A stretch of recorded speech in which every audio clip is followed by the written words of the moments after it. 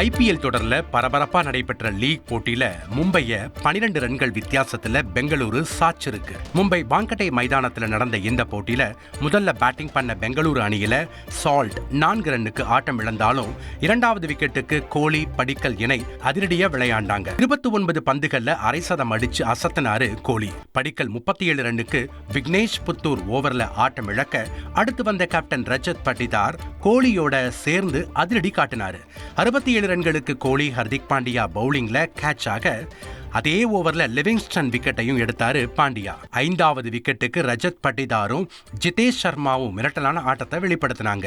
பட்டிதார் 64 ரன்னும் ஜிதேஷ் சர்மா 40 ரன்னும் எடுக்க 20 ஓவர்கள்ல 5 விக்கெட் இழப்புக்கு 221 ரன் குவிச்சிச்சு பெங்களூரு.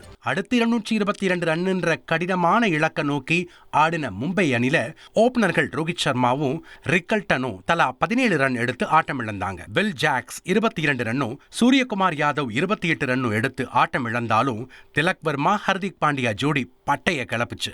தான் சந்தித்த முதல் பந்தையே சிக்ஸருக்கு அனுப்பி கெத்து காட்டினாரு மும்பை கேப்டன் ஹர்திக் பாண்டியா. ஹெசல்வுட் மற்றும் தன்னோட அண்ணன் குருணல் பாண்டியா ஓவர பதம் பார்த்தாரு ஹர்திக் பாண்டியா. ராக்கெட் வேகத்துல ஸ்கோர் எகிர இலக்க நோக்கி பயணிச்சிச்சு மும்பை. மறுமுனையில அரை சதம் அடிச்சு முந்தைய போட்டியில ரிட்டையர்ட் அவுட் பண்ண வச்சதுக்கு பதிலடி கொடுத்தாரு திலக் வர்மா. 56 ரன்னில புவனேஸ்வர் குமார் ஓவர்ல திலக் கேட்ச் ஆன நிலையில கடைசி 2 ஓவர்ல மும்பை வெற்றிக்கு 28 ரன்கள் தேவைப்பட்டுச்சு.